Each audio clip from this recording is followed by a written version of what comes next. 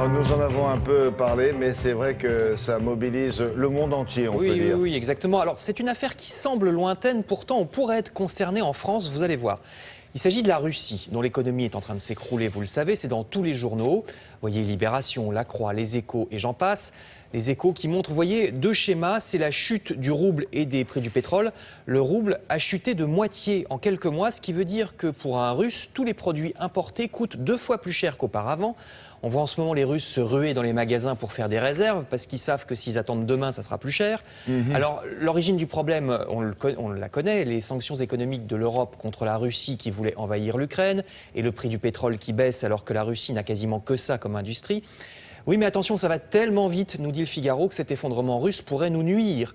L'Europe craint la contagion, vous avez vu le titre, n'oublions pas qu'on vend pas mal de choses aux Russes, des fruits, des voitures.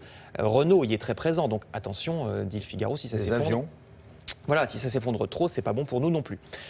Autre grande affaire internationale, c'est bien sûr cet attentat ignoble dans une école au Pakistan. Vous voyez les articles souvent en une, dans 20 minutes, La Croix, Le Parisien et bien d'autres. Plus de 130 enfants tués, mais hélas, ce drame était prévisible. Ça fait des années que le Pakistan n'est pas géré, dénoncent plusieurs journaux.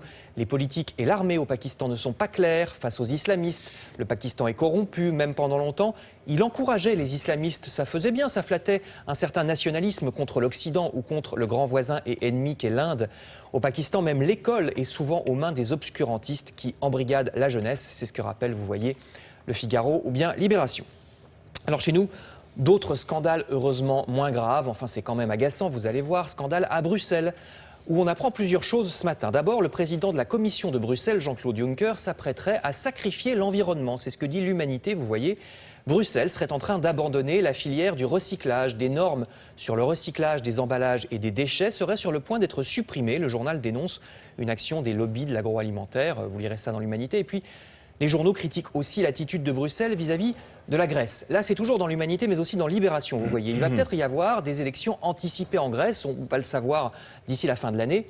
Or, c'est un parti très à gauche qui est en tête des sondages et qui pourrait gagner si ces élections anticipées avaient lieu.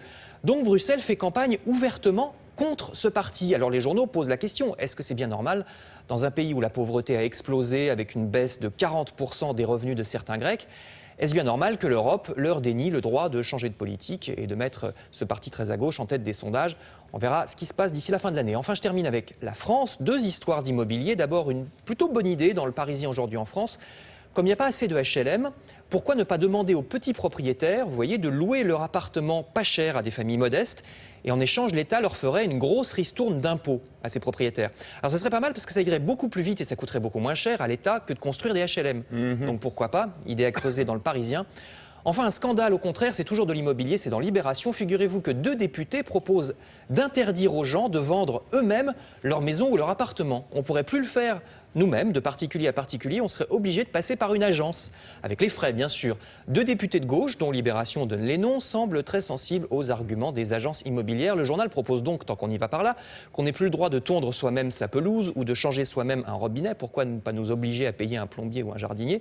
Changer une roue non plus. Oui, plus le droit, voilà, vous êtes obligé d'aller chez le garagiste. Voilà. Ou alors d'appeler un changeur de roue. Oui, avec une taxe. D'accord. C'est dans Libération. Merci beaucoup, la météo matin avec Nathalie Irioué. Humide, mais oui. Préparez demain en regardant la météo sur France 2 avec Massif.